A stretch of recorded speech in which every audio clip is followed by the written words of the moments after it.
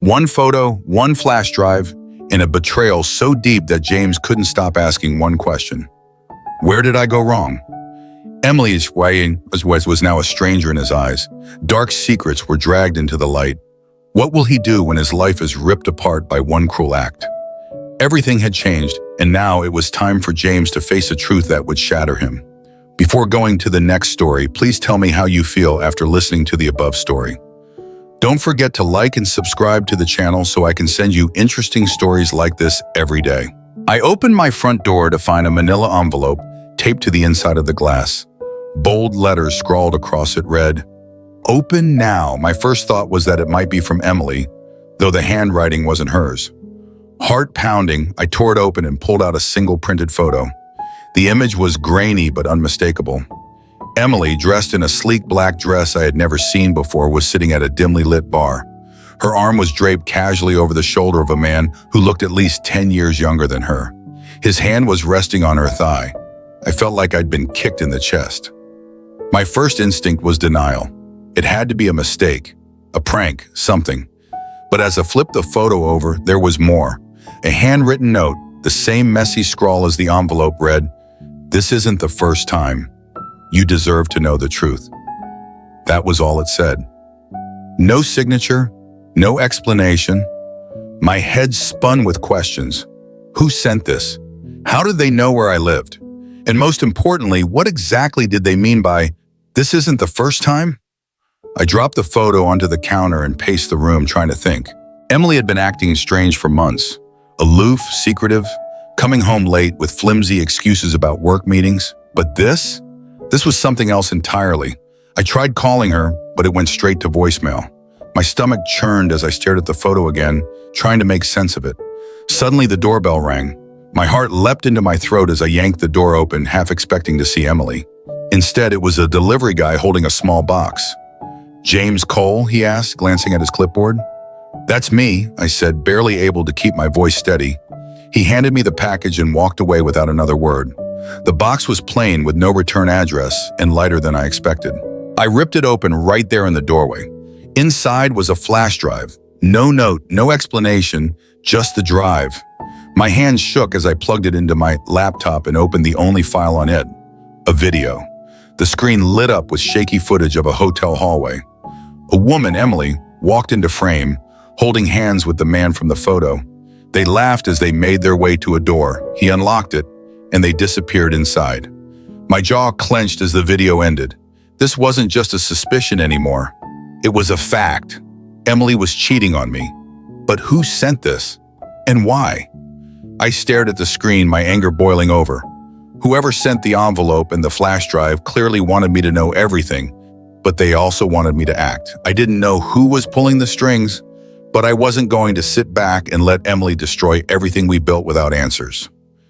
Whatever game this was, I was about to play. The next morning, I woke up to a loud knock on the door, still groggy and filled with residual anger. I opened it to find a man I'd never seen before standing there. He was tall, sharp-dressed in a gray suit, and carrying a leather briefcase. "Mr. Cole?" he asked, his voice brisk and businesslike. "Yes. Who are you?" He didn't answer right away. Instead, he pulled out a card and handed it to me. It read, "David Miller, attorney at law. I'm representing your wife, Emily," he said with an air of practiced detachment. "She's requested that all communication go through me from this point forward. I have some documents for you to review." His words hit me like a sledgehammer, but I forced myself to stay calm. "She didn't have the decency to tell me this in person?" I asked, my voice low and icy. He didn't flinch. "I'm just here to deliver the documents," he replied, opening his briefcase and pulling out a thick stack of papers. I took the papers and scanned the top page. Divorce papers. She wasn't just serious. She was moving at full speed. "Tell me something, David," I said, narrowing my eyes. "Does she know what's in this?" I held up the envelope with the damning photo, my voice dripping with contempt. For the first time, his composed mask cracked. His eyes flicked into the envelope, then back to me, a brief but noticeable hesitation in his demeanor. "What are you talking about?" he asked, trying to sound indifferent, but there was an edge to his voice now. "You're her lawyer, right? I assume she's been upfront with you about everything? Or has she conveniently left out a few details?" I leaned closer, watching him squirm. You might want to ask her about a little hotel escapade with her boyfriend. I've got photos. I've got video. David shifted on his feet and his composure faltered further. I have no knowledge of that, he stammered. I bet you don't, I shot back, a grim smile tugging at the corners of my mouth. Why don't you go ahead and confirm it with your client? But tell her this. She doesn't get to burn down my life and walk away unscathed. Before he could respond, I slammed the door in his face. My pulse was racing, my blood boiling. Emily had blindsided me, but now I had her lawyer rattled. I sat down at the dining table staring at the stack of papers. The audacity of it all made my hands tremble. She wanted to erase me from her life and expected me to roll over and comply. Not a chance. I flipped through the documents, searching for anything that would give me an edge.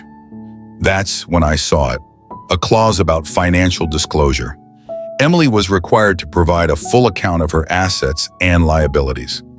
An idea began to form in my mind, fueled by anger and a growing determination to expose her lies. If she thought she could steamroll me, she was about to find out just how wrong she was. I picked up my phone and dialed a number I hadn't called in years. It rang twice before a familiar voice answered. Detective Michael, the voice said. It's James Cole, I replied. I need your help, and I need it fast. Michael didn't miss a beat. What's going on? I looked at the envelope, the flash drive, and the divorce papers spread out in front of me. Let's just say my wife has been keeping secrets, and I need someone who knows how to dig. As I hung up, I felt the first spark of control returning to me. Emily thought she had me cornered, but she underestimated me. This wasn't over, not by a long shot. I walked into David Miller's office at precisely 10 in the morning, the agreed time for our meeting. The receptionist barely looked up as she gestured toward the conference room. My pulse was steady, but inside I was like a coiled spring, ready to explode. The room was bland, cream walls, a polished table, and leather chairs that tried too hard to look expensive. David was already seated, his briefcase open, papers spread out before him. He looked up as I entered, offering a tight, forced smile. Mr. Cole, he began, standing halfway to shake my hand. I didn't move. I stood at the edge of the table and said, calmly but firmly, let's not waste time. I'm the husband. That's when it happened. The man's hand froze midair, and I saw his entire demeanor shift. The confident lawyer facade cracked, and for a brief second, pure panic flashed across his face. He sat back down, his hands gripping the arms of his chair like he was bracing for impact. So, you're the husband, he said, trying to recover. I leaned forward, meeting his gaze with a cold smile. Yes, and judging by your reaction, I think we both know this isn't going to go the way Emily planned. I pulled out a manila folder from my bag and dropped it onto the table. Inside here, I continued, you'll find bank statements showing Emily transferring thousands of dollars to a man named Lucas Patterson. You'll also find hotel receipts and photos of the two of them together. His face paled, the color draining from his cheeks as he stared at the folder like it was a live grenade. Mr. Cole, he stammered, I'm not sure where you're going with this, but I cut him off, my voice sharp. Save it. Let me explain something to you. David, I'm not some clueless idiot Emily can manipulate. I know my rights, I know what she's done, and I know how to play this game better than she ever could. David's hands trembled slightly as he reached for the folder, flipping it open. His eyes scanned the documents, and I watched his jaw tighten with each page he turned. Does she know you have these? He asked quietly, his voice now stripped of confidence. No, I said, leaning back in my chair, but she'll find out soon enough. For a moment, the room was silent except for the faint rustling of papers. Then David closed the folder and let out a shaky breath. Mr. Cole, he began carefully, as her legal representative, I have to advise you that I interrupted again. Spare me the lecture. Here's what's going to happen. You're going to go back to Emily and tell her this. I'm not agreeing to anything without full disclosure of her assets and liabilities. And if she tries to push this divorce through without addressing her infidelity and financial misconduct, I'll make sure the court sees every piece of evidence I have. David opened his mouth to respond, but I held up a hand to stop him. One more thing, I added, my voice low and measured. Tell her this isn't just about the divorce. It's about making sure she understands she can't treat people like garbage and walk away unscathed. I stood grabbing my bag, and started toward the door. Before leaving, I turned back to David, who looked like he'd just been hit by a truck. "And David," I said, smiling coldly, "you might want to reconsider your approach. You're representing someone who's about to lose everything. Don't let her take you down with her." I didn't wait for his reply. As I walked out of the building, I felt a strange sense of clarity. This wasn't just about exposing Emily anymore. It was about reclaiming control of my life, and this was just the beginning. I didn't have to wait long for the fallout. By the time I got home that afternoon, my phone was already buzzing nonstop. 3 missed calls from Emily. A text popped up as I unlocked the screen. "We need to talk. Call me now." I smirked, tossed the phone on the counter, and grabbed a drink from the fridge. Let her stew for a while. She was so used to pulling the strings. But now the puppet show was over. About an hour later, the doorbell rang. I opened it to find Emily standing there, arms crossed, her face flushed with anger. She was dressed like she was coming from some high-powered meeting. Sleek blouse, designer skirt, heels clicking against the tiles as she barged in without waiting for an invitation. "We need to talk," she said sharply, spinning around to face me. I shut the door slowly, deliberately. "I figured you'd show up eventually," I said, leaning casually against the wall. "What's the emergency, Emily? Did your boyfriend dump you already?" Her face twisted, a flicker of guilt flashing in her eyes before she masked it with indignation. "I don't know what kind of sick game you're playing, James, but dragging my lawyer into this? Sending him those lies? That's low even for you." "Lies," I shot back, my voice calm but cutting. "You're going to stand there and deny it? The transfers, the hotel stays, the video, none of it's real. Do you want me to show you the evidence right now, Emily? Or would you prefer I save it for court?" She faltered for a moment, but then her face hardened. "You're blowing this out of proportion. Lucas is just a friend. Those transfers, loans, and the hotel. We were meeting some clients. It's not what it looks like," I laughed, cold, bitter, and loud enough to make her flinch. "Clients? That's your excuse? Do you think I'm stupid? Or do you just enjoy when insulting my intelligence?" Her mask slipped then, and for the first time I saw the cracks in her armor. She wasn't used to being cornered like this, and it showed. "Fine," she snapped, throwing her hands up. "You want the truth?" "Yes, I've been seeing Lucas. But can you really blame me? You've been so checked out, so focused on your work, that you haven't even noticed I've been miserable for years." "Miserable?" I repeated, my voice rising. "You mean while living in the house I paid for, spending the money I earned, and enjoying the life I built for us? That kind of miserable?" Her lips pressed into a thin line, and she looked away, as if she couldn't bear to meet my gaze. "You don't understand, James. You never did." "Oh, I understand perfectly," I said, stepping closer, my voice low and controlled. "I understand that you're a liar, a cheat, and a coward, and now you're trying to paint yourself as the victim because you got caught." Emily's head snapped back to me, her eyes narrowing. "You think you're so righteous," she hissed. "But let's not pretend you're perfect, James. You've made your mistakes too." "Maybe I have," I said, my voice calm despite the storm raging inside me. "But I never betrayed you. I never turned my back on the vows we made." For a moment, neither of us spoke.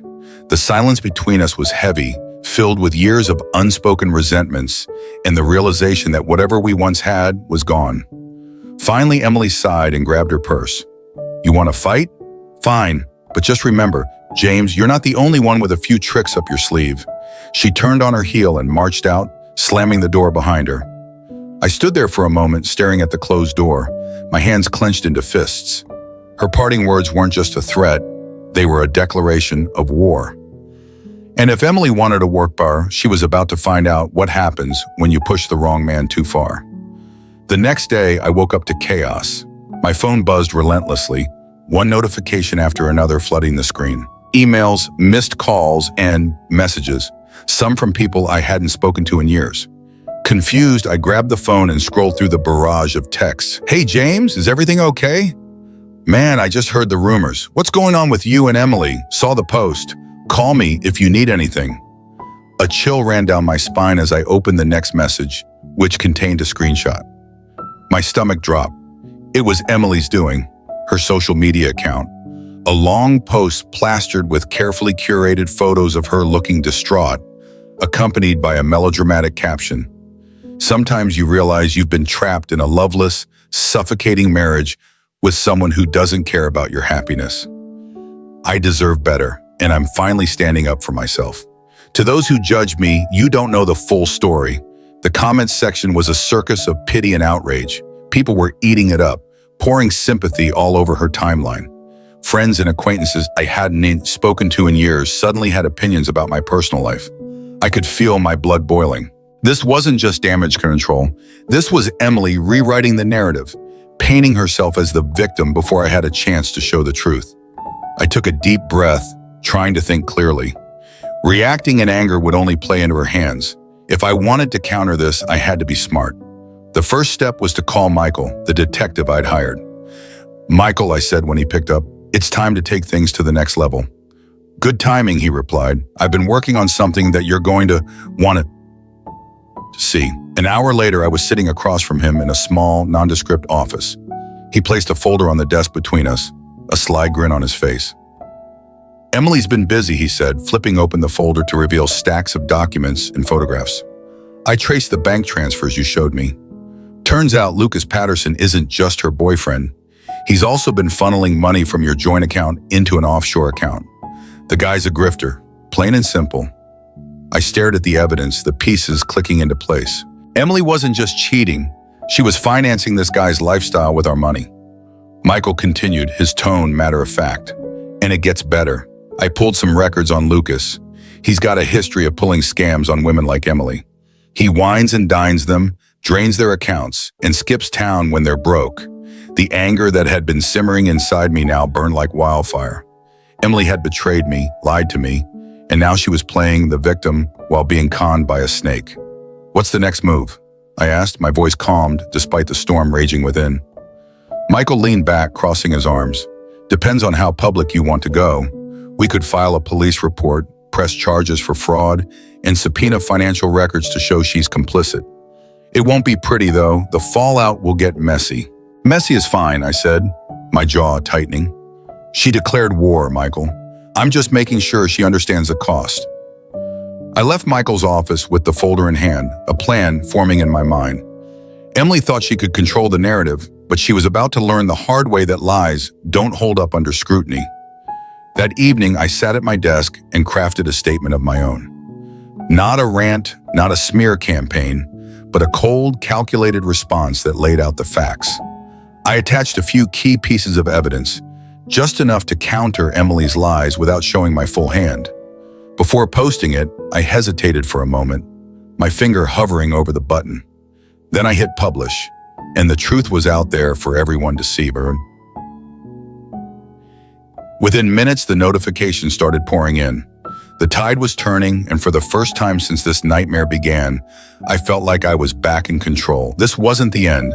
It was just the opening salvo in a much bigger fight. But I wasn't afraid anymore. Emily had underestimated me, and now she was about to face the consequences of her actions. The fallout from my post was immediate and far-reaching. The once sympathetic comments under Emily's original post were now filled with questions, skepticism, and outright condemnation. People demanded explanations, some even calling her out for playing the victim while hiding what she'd done. My phone buzzed nonstop as friends and even acquaintances reached out, many of them shocked by the evidence I'd shared. Emily had always been good at spinning a narrative, but this time, the facts spoke louder than her carefully chosen words. The silence from Emily's side was deafening, at least until the next morning. I was in the middle of a call with Michael when another notification lit up my phone. "She's posted something else," Michael said before I could even ask. I opened her account to find a new post, this time more defensive, with a picture of her looking distraught. "To those spreading lies about me, you don't know the full story. Some people will do anything to tear others down, but I refuse to stoop to their level. I'll let the truth come out in court."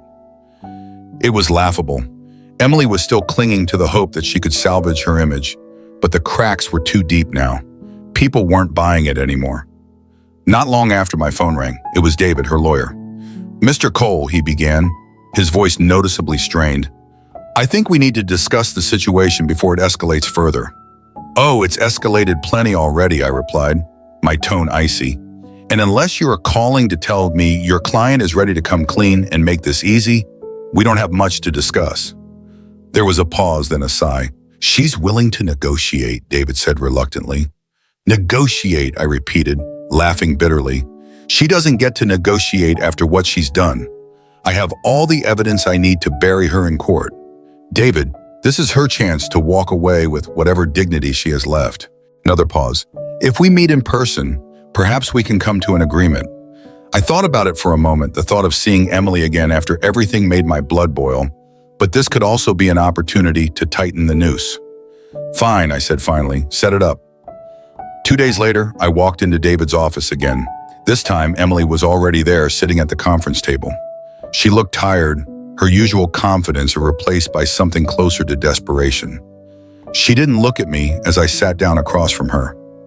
David cleared his throat, trying to break the tension. Let's keep this civil, he began. I cut him off immediately. We're past civil, David. Let's talk about how this ends. Emily finally looked up, her eyes narrowing. You've made your point, James. You've humiliated me, dragged my name through the mud. No, I interrupted, leaning forward. You did that to yourself. All I did was show people the truth. Don't you dare try to pin this on me. Her jaw tightened, but she said nothing. David shuffled some papers and started talking about settlements, but I barely listened. My focus was on Emily, watching her squirm under the weight of her lies. Then I dropped the bombshell. I know about Lucas's offshore account, I said, my voice calm but firm. I know how much money you have funneled to him, and I know his history. Do you really think the court's going to look kindly on that, Emily? You've committed fraud, and I have everything I need to prove it. Her face went pale, and for the first time I saw real fear in her eyes. James, she began, her voice trembling. You don't have to do this. We can fix this. Let's just end things quietly and move on.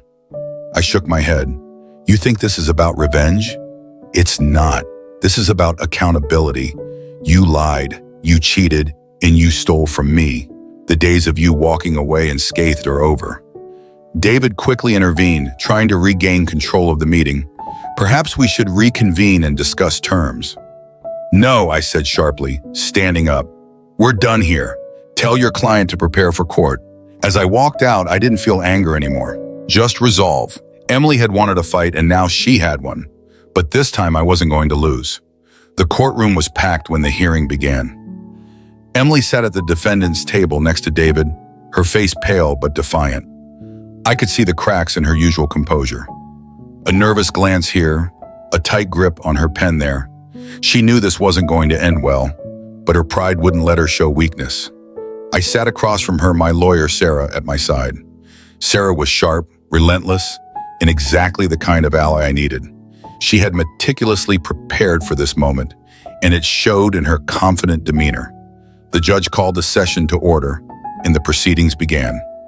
David was the first to speak, trying his best to downplay Emily's actions as irreconcilable differences and shift the focus to our mutual incompatibility. It was the kind of generic legal jargon designed to soften the blow, but Sarah wasn't having it. When it was her turn, she stood and calmly laid out the case. Your Honor, Sarah began, her voice firm but professional. This is not a case of irreconcilable differences. This is a case of betrayal, financial misconduct, and deceit. My client has provided substantial evidence proving that Mrs. Cole engaged in an extramarital affair, misappropriated joint funds, and attempted to manipulate these proceedings to her advantage. She walked to the evidence table, holding up the folder Michael had prepared. These bank statements show Mrs. Cole transferring tens of thousands of dollars to Mr. Lucas Patterson, a known fraudster with a documented history of exploiting women for financial gain. These funds were taken from accounts jointly held by Mr. and Mrs. Cole without my client's consent. David objected, claiming the transfers were loans, but Sarah was ready. She pulled out screenshots of Lucas's offshore account, along with records linking the transactions directly to Emily. And if that weren't enough, Sarah continued, her voice rising slightly, we have photographic and video evidence of Mrs. Cole engaging in behavior that clearly demonstrates the nature of her relationship with Mr. Patterson. This is not about loans, Your Honor. This is about deliberate deception and misuse of marital assets. Emily shifted uncomfortably in her seat, her expression growing more strained with each passing second. The judge turned to David. Do you have a response to these claims? David stood visibly flustered. Your Honor, while we acknowledge that mistakes may have been made, these allegations are being exaggerated. Mrs. Cole was under emotional distress and made decisions that, while regrettable, were not malicious. Regrettable decisions? Sarah shot back, her tone incredulous. Misappropriating marital funds and engaging in an affair are not simply regrettable. They are deliberate actions that have caused significant harm to my client. The judge raised a hand to silence them and turned to me. Mr. Cole, would you like to speak? I stood, my eyes locking with Emily's as I began. Your Honor, I've spent years supporting Emily, financially, emotionally, in every way a husband should. I worked hard to build a life for us, and I trusted her completely. That trust was shattered when I discovered the truth. Not only was she unfaithful, but she used our joint resources to fund her affair. This isn't just a betrayal of our marriage, it's a betrayal of every promise she ever made to me. Emily opened her mouth to respond, but the judge cut her off with a sharp look. Mrs. Cole, the judge said, do you have anything to say in your defense? Emily hesitated, her hands gripping the edge of the table. When she finally spoke, her voice was shaky but defiant. Your Honor, I made mistakes, but James wasn't perfect either. He was distant, always buried in his work. I felt invisible, and Lucas, he made me feel seen. I didn't mean for things to go this far. Her attempt at justification was met with silence. Even David looked uncomfortable as she spoke. The judge sighed and leaned forward. Mrs. Cole, feeling neglected does not excuse theft or deceit. The evidence against you is substantial, and it paints a clear picture of deliberate wrongdoing. The hearing ended with the judge calling for a recess. As I walked out of the courtroom, Emily's eyes burned into my back. She wasn't defeated yet. Her pride wouldn't allow it. But the weight of her actions was finally starting to catch up with her, and I was just getting started. The fight wasn't over, but I could see the cracks in her armor. She had underestimated me, and now she was watching her carefully constructed world fall apart. The aftermath of the court session unfolded like a storm. Emily's silence wasn't one of retreat, it was the eerie calm before her next move. I knew her well enough to understand that when she felt cornered, she'd lash out. What I didn't expect was how far she'd go. 2 days later, I got a call from Michael. James, he said, his tone more serious than usual. We've got a situation. You need to see this. Michael forwarded me a video link. It was a recording from a local news outlet. My stomach churned as I hit play. There was Emily, standing outside a courthouse, tears streaming down her face as she spoke to a reporter. I'm just trying to move on and rebuild my life, she said, her voice trembling. But my husband is dragging me through the mud. He's weaponizing our personal issues to destroy me, and now I'm receiving threats because of his lies. I'm afraid for my safety. I clenched my fists so tightly my knuckles turned white. She wasn't just doubling down. She was painting me as some vindictive monster while weaponizing public sympathy. The comments on the video were a mixed bag, with some people sympathizing and others questioning her story. But one thing was clear, Emily wasn't done fighting. Michael called again later that evening. I've been keeping tabs on Lucas Patterson, he said.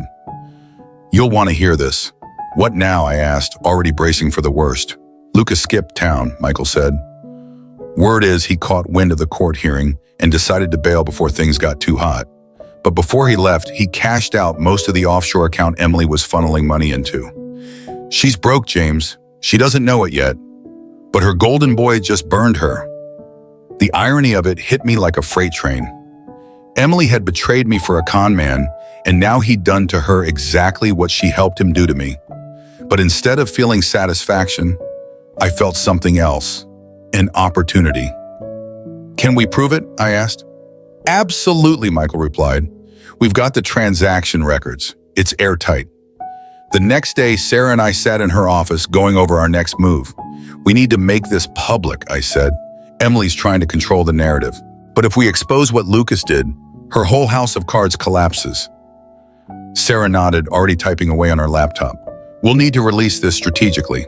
Let the evidence do the talking. No emotion, no drama. Just cold, hard facts. By the end of the day, we had everything ready. Sarah reached out to a trusted journalist who specialized in investigative reporting, and within hours the story was live. The headline read, "Local woman's affair with con men ends in financial ruin. Exclusive evidence unveiled." The article detailed Emily's transfers to Lucas, his history of scams, and his recent disappearance with the funds. Screenshots of the bank records and offshore accounts were included, leaving no room for doubt. The fallout was immediate. Social media exploded with reactions. People who had initially supported Emily began turning on her, accusing her of deceit and poor judgment. The same friends who had rallied behind her after her courthouse stunt now called her out for her lies. That evening, my phone rang again. It was Emily. For the first time in weeks, she sounded genuinely panicked. "James, we need to talk," she said, her voice shaking. "Oh, now you want to talk?" I replied coldly. "What happened to only communicate through my lawyer?" "Please," she begged. "I didn't know Lucas was going to do this. I need help." I let out a bitter laugh. "Help? You're kidding, right? After everything you've done, you expect me to bail you out?" "James," she said, her voice rising in desperation. "If you don't help me, I'll lose everything." "You already am," I said firmly, "and you brought it on yourself." Before she could respond, I hung up. For the first time in months, I felt something I hadn't felt in a long time. Peace. Emily's lies had finally caught up with her, and I didn't need to lift a finger. Her own choices had done all the work for me. A few days after Emily's desperate call, I received a notification from my lawyer, Sarah. The court had set a final date for the divorce proceedings. It was clear now that Emily's strategy of smearing me publicly had backfired spectacularly. The news story about Lucas's con had turned the tide completely, leaving her isolated and scrambling. When the day came, I walked into the courtroom feeling calm, even confident. Emily, on the other hand, looked like a shadow of the woman I used to know. Her once impeccable appearance was frayed, dark circles under her eyes, her hands trembling as she fidgeted with a pen. The hearing was swift. The judge, already aware of the evidence we'd submitted, wasted no time cutting through the noise. Emily's attempts to defend her actions were weak and unconvincing, her voice faltering as she tried to justify the bank transfers and her affair. "Mrs. Cole," the judge said sternly, "your behavior not only violated the trust inherent in your marriage, but also involved financial misconduct that cannot be overlooked. Given the evidence presented, this court finds in favor of Mr. Cole." The gavel struck, and just like that, it was over. The judge granted me the larger share of our marital assets and ordered Emily to pay restitution for the funds she had misappropriated. Emily's face crumpled as the reality of her situation hit her, but the real blow came after the hearing. As I was gathering my things, David approached me. He looked exhausted, his earlier smugness completely gone. "Mr. Cole," he began cautiously, "off the record, I have to say, I didn't know the full extent of what Emily had done when I took this case. If I had, I cut him off, raising a hand. It doesn't matter now, David. Just make sure your next client doesn't drag you down with them." He nodded, looking relieved as he turned to leave. As I walked out of the courtroom, Emily was waiting by the steps, her arms crossed. She looked up as I approached, her expression a mixture of anger and desperation. "Are you happy now?" she snapped. "You've ruined me, James. Was that your plan all along?" I stopped in front of her, my face calm but resolute. "No, Emily. My plan was to protect myself and expose the truth. You ruined yourself when you lied, cheated, and thought you could walk away without consequences." She opened her mouth to retort but stopped, her shoulders slumping as the fight drained out of her. For the first time, I saw a flicker of something I hadn't seen in years, regret. "I didn't mean for it to end like this," she said quietly, her voice trembling. "But it did." I purposed that, my tone firm but not unkind, "and now we both have to live with the choices we made." Without another word, I walked past her, feeling the weight of the past months lift with each step. For the first time in years, I felt free, not just from Emily, but from the anger and betrayal that had consumed me. As I reached the bottom of the steps, I saw Sarah waiting by her car. She smiled as I approached, her expression warm and triumphant. "It's over," she said simply. "No," I replied, looking up at the clear blue sky. "It's just beginning." With that, I got into my car and drove away, ready to rebuild my life, this time on my own terms. The days following the final court hearing were a whirlwind of emotions, relief, vindication, and a strange sense of emptiness all mingled together. For so long, my life had revolved around Emily's betrayal and the fight to expose the truth. Now that it was over, I felt like I was standing at the edge of a cliff, staring into the unknown. But the peace that came with her absence was undeniable. No more manipulative phone calls, no more public stunts to smear my name. Emily had disappeared into the shadows, her reputation in tatters and her financial situation worse than ever. Lucas's betrayal had left her completely exposed, and the people who once rallied behind her now avoided her like the plague. One morning, as I sipped on coffee in my now quiet and empty home, I received an unexpected email. It was from Emily. The subject line read simply, "Closure." Against my better judgment, I opened it. The message was long, rambling, and full of apologies that felt half-hearted at best. She claimed she never intended to hurt me, that she got caught up in her own unhappiness and made terrible decisions. She blamed Lucas for manipulating her, painting herself as another one of his victims. But there was no accountability, no genuine acknowledgement of what she'd done to me.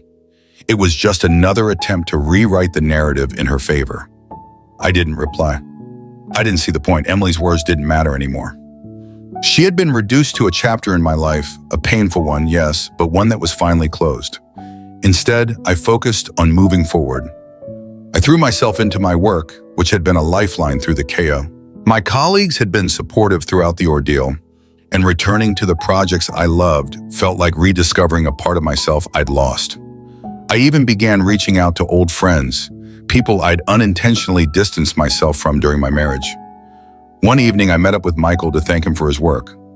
We sat at a quiet bar, the kind of place where you could have a real conversation without shouting over the music.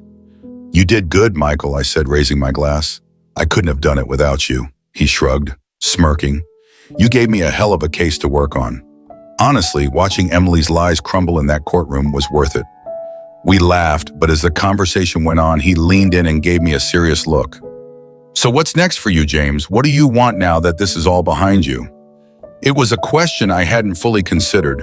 For months, my focus had been on survival, on fighting back and protecting what was mine. Now, with that battle over, I had the chance to start fresh. "I want to rebuild," I said after a pause. "Not just my life, but myself." Emily took a lot from me, but she didn't break me. I'm still standing, and I'm not going to waste this second chance. Michael nodded, lifting his glass. "To second chances, then." We clinked glasses, and in that moment, I felt something I hadn't felt in a long time. Hope. Emily may have tried to destroy me, but in the process, she taught me something invaluable. I wasn't just a survivor, I was stronger than I ever realized. And with that strength, I was ready to step into the next chapter of my life, leaving her and all the chaos she brought far behind me. A month after the final hearing, life had begun to settle into a rhythm again. I'd moved forward with confidence, cutting ties with anything that reminded me of Emily. The house, the memories, even the furniture, gone. I wanted no remnants of her betrayal clinging to my future. One morning, I received an email from Sarah. It wasn't about the divorce. That chapter was truly closed. Instead, it was an offer to meet for coffee, an informal invitation that caught me off guard. Sarah had been nothing but professional throughout the ordeal, and I hadn't considered the possibility of connecting beyond our working relationship. Curious, I agreed. We met at a quiet cafe downtown. She arrived in her usual composed way, but there was something lighter about her demeanor, a warmth I hadn't noticed before. "I wanted to check in," she said as we sat down. "You've been through a lot, and I just wanted to see how you're doing now that it's all over," I smiled. The courtroom was packed when the hearing began. Emily sat at the defendant's table next to David, her face pale but defiant. I could see the cracks in her usual composure, a nervous glance here, a tight grip on her pen there. She knew this wasn't going to end well, but her pride wouldn't let her show weakness. I sat across from her, my lawyer Sarah at my side. Sarah was sharp, relentless, and exactly the kind of ally I needed. She had meticulously prepared for this moment, and it showed in her confident demeanor. The judge called the session to order, and the proceedings began. David was the first to speak, trying his best to downplay Emily's actions as irreconcilable differences and shift the focus to our mutual incompatibility. It was the kind of generic legal jargon designed to soften the blow, but Sarah wasn't having it. When it was her turn, she stood and calmly laid out the case. "Your Honor," Sarah began, her voice firm but professional, "this is not a case of irreconcilable differences. This is a case of betrayal, financial misconduct, and deceit. My client has provided substantial evidence proving that Mrs. Cole engaged in an extramarital affair, misappropriated joint funds, and attempted to manipulate these proceedings to her advantage." She walked to the evidence table holding up the folder Michael had prepared. "These bank statements show Mrs. Cole transferring tens of thousands of dollars to Mr. Lucas Patterson, a known fraudster with a documented history of exploiting women for financial gain.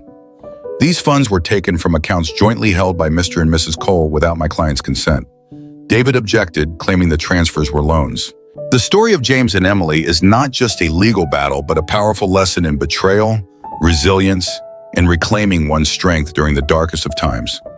James didn't just win in court, he took back control of his own life. He didn't allow the pain to weaken his resolve. Instead, he found the strength to face the truth head-on. Each of us may face challenges, moments of pain where we feel uncertain about how to move forward. But this story reminds us that no matter how tough life gets, we can find light at the end of the tunnel if we have the courage to face it and fight for what we truly deserve.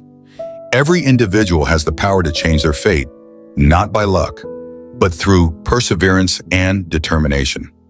If this story has resonated with you and offered valuable insights, don't forget to hit the subscribe button to stay updated with our exciting and inspirational videos. We are here to bring you meaningful stories and life lessons that will help guide you on your own journey. Become a part of our community where you can find encouragement, support, and positive energy. Thank you for watching, and we look forward to continuing this journey with you as we explore even more new and inspiring content together.